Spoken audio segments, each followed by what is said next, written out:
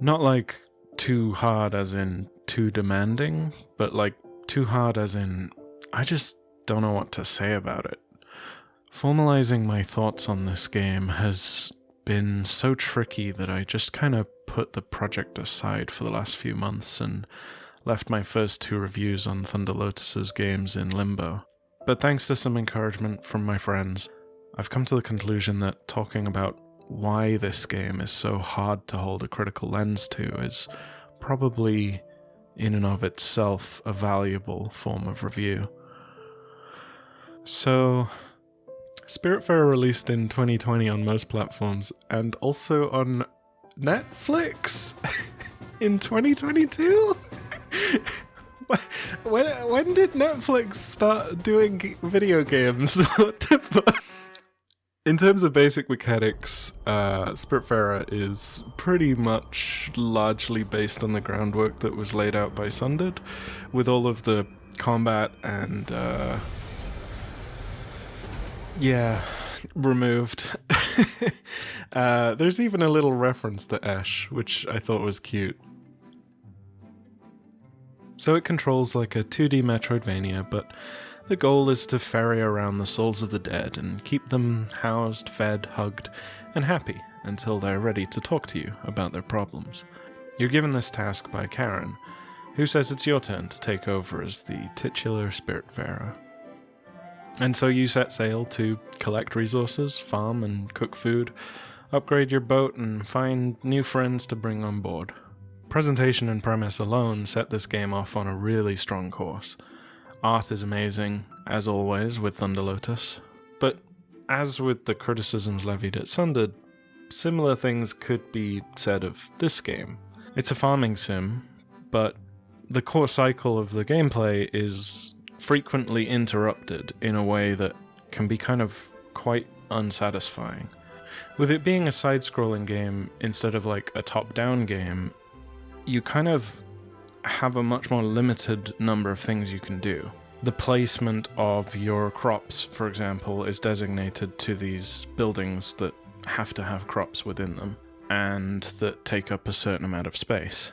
The conceit of putting the whole game on a boat and building kind of a fairy town is also kind of restrictive in a way that you don't imagine it to be when you first start playing. In a lot of ways, it's yet another genre orphan.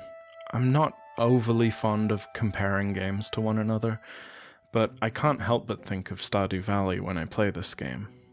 The two are very different when you really break it down. The only similarity is that they both contain farming sim elements. These are both long games, but Stardew manages to capture your attention for its long runtime a lot better because of the sheer variety of things that you can do on any given day. And aside from the passing of seasons, there's no pressure to do anything, really.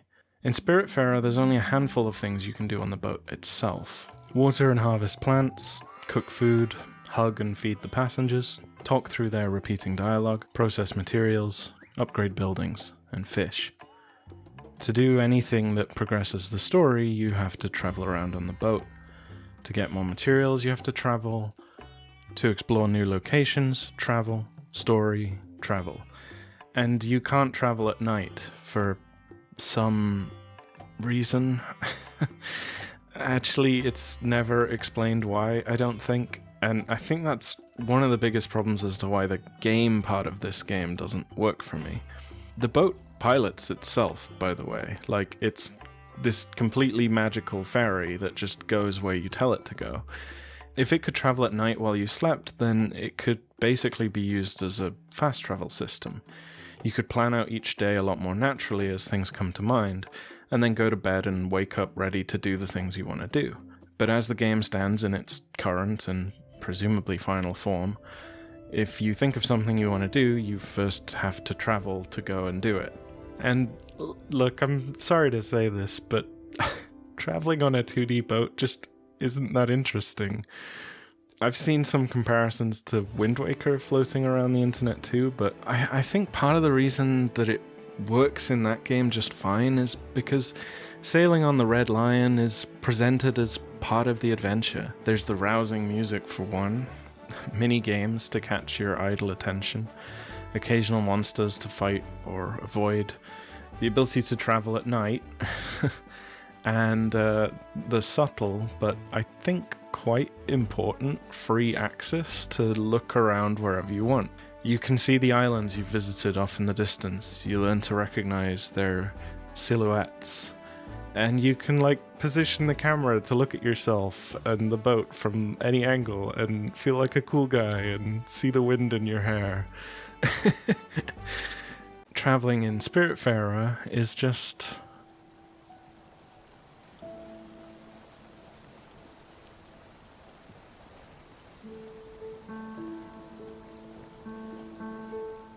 And, that's not inherently bad. In some ways, these quiet moments remind me of the train ride in Spirited Away, one of my favorite scenes in that whole movie.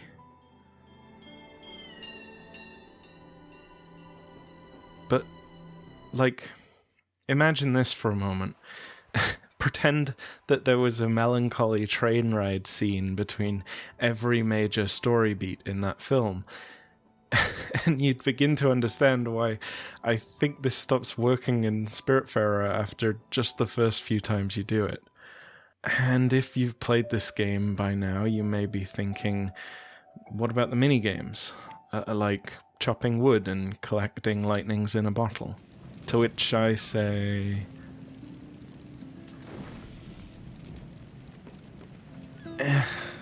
these minigames just aren't fun to me. They're busy, idle work that often feel more like chores. The only one with any real potential is the rhythm game, but that's just the same 7 notes over and over again. And am I the only one that finds it incredibly weird that the chopping wood minigame requires you to, move a wiggly line up and down? Who the wants wood that's all wiggly? And all of the outdoor resource collection minigames stop the boat in its track, so they slow down travel even more. But for the most part whilst traveling, if I didn't actually have anything to be doing, if I'd done all my chores and then I still needed to travel somewhere, then honestly I would just put the controller down and pull out my phone whilst I was waiting to get to where I wanted to go. And frankly, I feel like that's a really important thing that gets missed when people talk about fast travel in games. Fast travel pretty much exists because there's nothing interesting to do whilst you're traveling. If a game has fast travel, it's because it has recognized that it has failed to provide an interesting or meaningful travel. And this game, although it has some fast travel systems in place, they're not perfect, and there's still a lot of waiting in this game. Anyway, that's gameplay. It's fine, but I just don't think there's enough going on to sustain the game's 20 to 40 hour runtime without it starting to feel boring and grindy. But that's just one half of the game. The other half is the story. Over the course of the game, the spirit passengers will talk to you about their lives until they're ready to leave. Bit by bit, one by one, they come to terms with the lives they've each led, and the death they're now experiencing.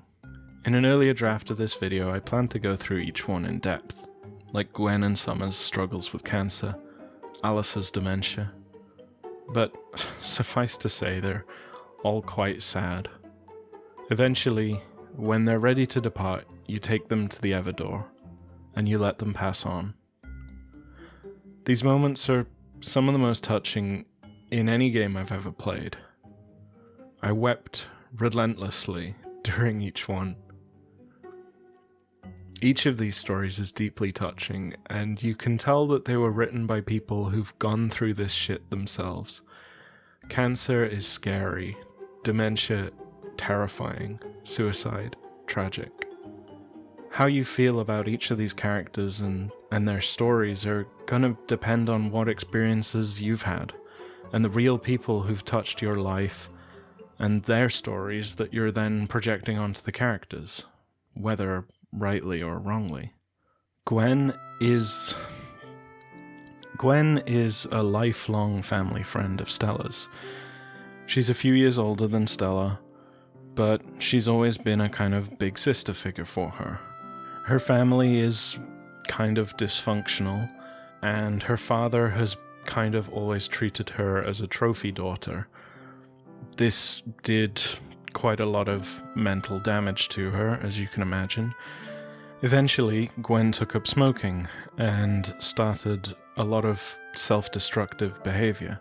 At some point in her life, she was strongly considering suicide, possibly even attempted it. And Stella was the one who tried to reach out to her and pull her away from that dark place, and was mostly successful, but Gwen still ultimately died of lung cancer in relation to her smoking habit. That's how the game presents Gwen, more or less. But Gwen is also the trans woman that I met in university who I fell head over heels in love with, but who I thought could never accept my love until she could love herself. Something that seemed impossible while she lived in fear of her father's wrath, and who died of a suicidal overdose alone while I was home for summer.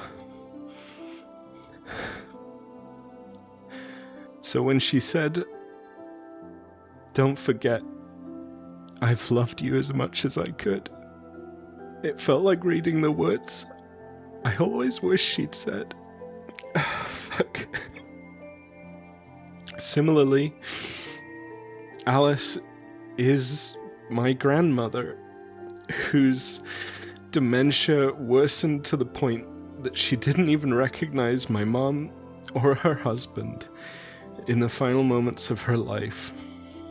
And walking her to the boat and seeing that moment of clarity flicker away was just heartbreaking. Gustav is my grandfather, Atul, my lonely uncle, and Astrid is my great aunt who died while I was playing this game. Oh. And then there's characters like Summer, who isn't even anyone I know, but she's like the kind, free-spirited lesbian auntie that I never had. She's an archetype that I'm completely projecting onto, but miss anyway. And so when she said, "It's time for me to go," I cried the whole way to the Everdor, and I still get teary just thinking about it now. Why? Why? I honestly don't know. Is it fair? Is it fair for me to project all these dead people from my life onto the fake dead people in the game that were in turn inspired by the developers' real dead people? Probably not. Or maybe so? The thing is, my stories aren't that unique. Their stories aren't that unique. We're all human. We've all got ghosts in our lives, and they haunt us as much as we want them to. And Stella's story, and the way that her life interconnects with the characters of Spiritfarer, is also its own ordeal. Without spoiling much, Stella is also dead, and the entire game is her own projection of her life as a caregiver to all the dead people who've touched her life, and her, in turn, theirs. But I also kind of don't care about that. It's also a sad story, one that's probably all too familiar as we slowly claw our way out of a global pandemic. But Stella is mine. Stella is me. As she is yours. As she is you. What you get out of this game is what you bring to it, I think. And I think that's fine. I think that's good, actually. So, like, how do you review a game like this? What does a review even mean in this context? Does a review even matter? There's no numerical value of goodness or badness that I can place on receiving this kind of catharsis based on my own projected trauma. I'm just not convinced that the formal process of reviewing art like this even makes sense. All I can say is that this is how it made me feel. This is how it's affected my life. And if you think you would get something similar out of this game, then you should play it. If you thought it was just gonna be Stardew Valley on a boat, or if you're lucky enough to have not had anyone die in your life yet, then please don't do this to yourself. Wait to play the game until you need it. I couldn't finish Spiritfarer. I can't bring myself to. It's just too difficult.